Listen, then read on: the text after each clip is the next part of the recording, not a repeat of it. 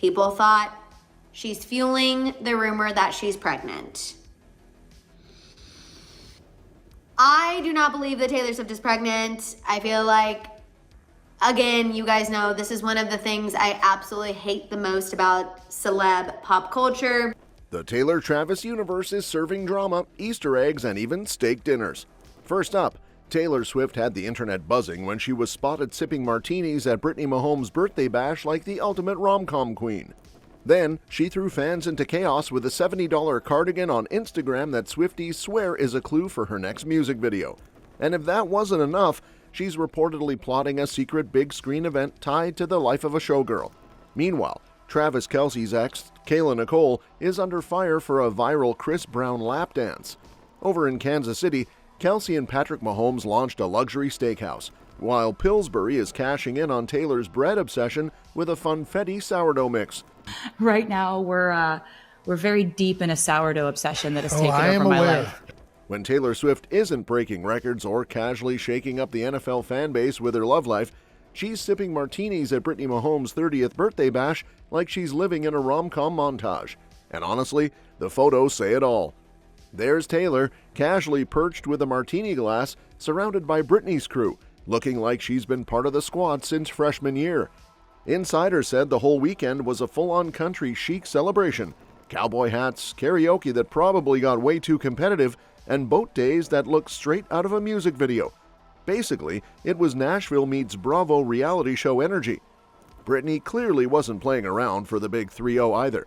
She reportedly flew her besties out on a private jet because, why not, and packed the itinerary with everything from a pink-themed brunch to late-night dinners where she was spotted cuddled up with the birthday girl. Oh, and in one particularly hilarious snap, Taylor dangled a pink gift box over Brittany's head while rocking her martini like she'd mastered the art of party multitasking. That's pro-level friendship. And let's not forget, this party came right after Taylor and Travis Kelce's engagement news dropped. So naturally, the cameras couldn't resist catching her cozying up to her fellow Chiefs wag. Talk about worlds colliding. America's sweetheart pop star, NFL royalty, and a whole lot of sparkly cowboy hats. The celebrations didn't stop there either. Just days later, Taylor and Kelce were back at it, joining Brittany and Patrick Mahomes for his 30th birthday, another star-studded gathering that looked more like the Grammys than a casual cake cutting.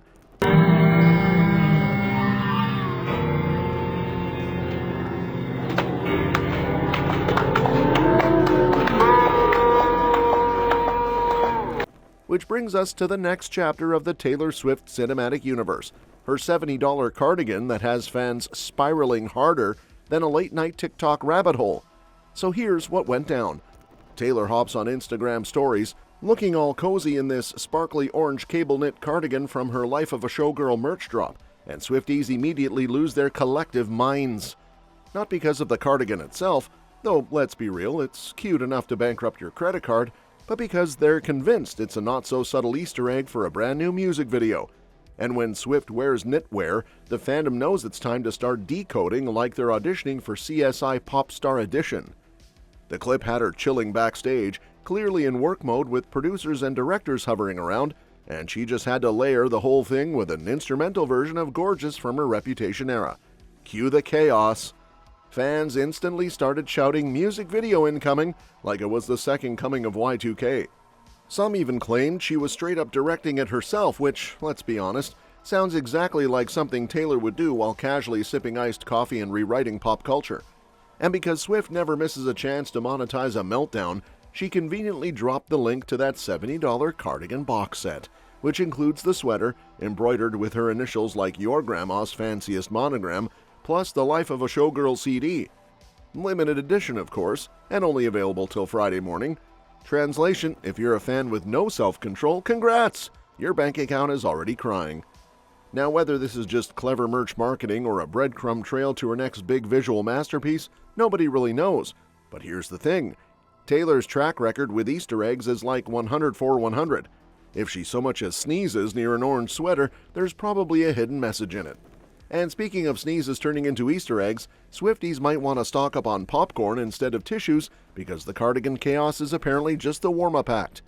Word on the street is that Taylor's cooking up a full-blown theatrical event tied to the Life of a Showgirl, set to hit the big screen the very same weekend the album drops. That's right. While the rest of us are struggling to schedule dinner with friends, Taylor is planning global cinematic moments like it's no big deal. Insiders swear this isn't just some random screening either. It's supposed to be exclusive, cinematic, and dripping with that over-the-top Swift energy that turns an album launch into a cultural reset. Nobody knows if it's going to be a documentary, a concert film, or something so experimental it makes Cats look tame, but fans are already clearing their calendars. And let's be honest, with Taylor, secret event basically translates to you'll be broke, but emotionally fulfilled. Now the real tea is about who's going to direct it. Considering she already flexed her filmmaking muscles with that Folklore Long Pond Studio Sessions doc, there's a good chance she's calling the shots herself. But if she decides to tag in another creative, you just know it's going to be someone artsy enough to make even film snobs nod approvingly. The bar, of course, is sky high after the Eras Tour movie basically redefined box office smash with $261.6 million in global sales. Sorry, superhero franchises, but Swifties actually showed up. And in true Taylor fashion, let's not forget her boss move of self-financing that entire film with $15 million of her own money, skipping the whole Hollywood studio circus and cutting a deal directly with AMC. That gamble didn't just pay off, it rewrote the rulebook. So if AMC is quietly dusting off red carpets right now, nobody would be surprised. And while Taylor is casually plotting global cinema takeovers, Travis Kelce's ex, Kayla Nicole, is trending for a very different kind of performance, one that involves Chris Brown, a stage, and a whole lot of lap dance energy that had social media choking on their popcorn. Yep, a clip of Kayla and Chris getting way too cozy went viral faster than Swifties decoding cardigan patterns, and let's just say the internet is not holding back. The backlash got so loud that Chris apparently rage quit Instagram, leaving Kayla to soak up the chaos solo. The video, now living rent-free across X, Reddit, and Instagram, shows Kayla practically glued to Chris on stage, and fans immediately started sharpening their claws. Some were roasting the dance for being more get-a-room than performance art, while others gleefully compared the scene to Travis's glow-up with Taylor, like the internet's own version of a before-and-after makeover meme. One savage comment even dismissed Kayla as a poor model, while another flat-out said, "Smart man, Kelce, Taylor would never do something so trashy." Brutal doesn't even begin to cover it.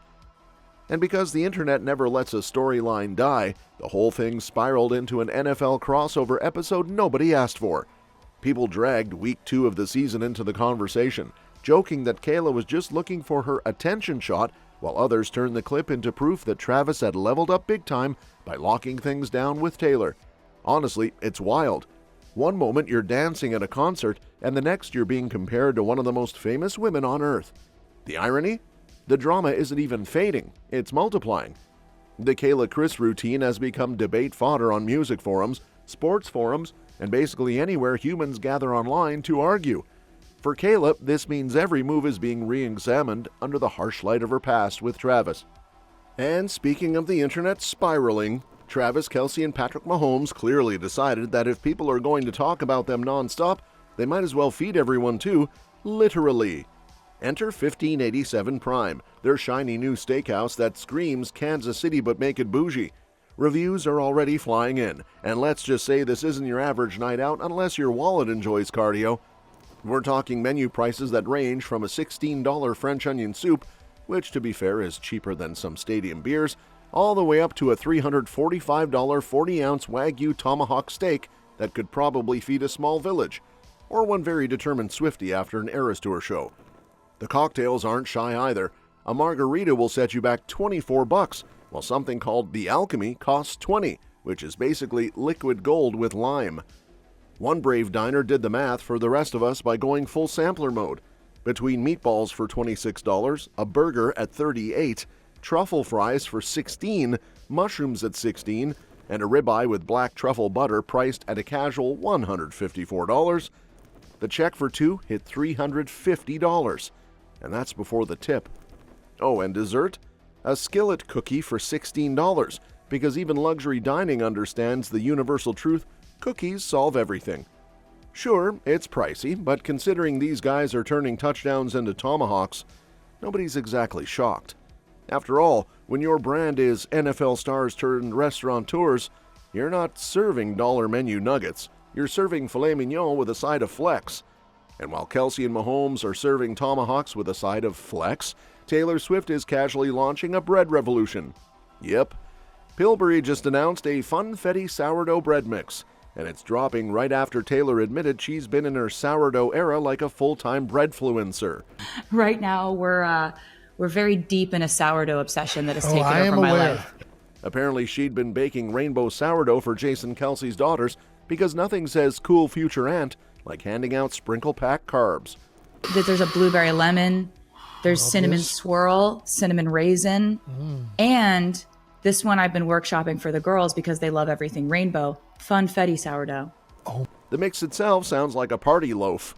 Tangy sourdough meets birthday cake energy, complete with artisan texture and enough sprinkles to make even the most serious baker crack a smile. Insiders say Taylor has been experimenting non-stop in the kitchen. Cinnamon swirl, blueberry lemon, cinnamon raisin, but it was the rainbow Funfetti loaf that stole the show.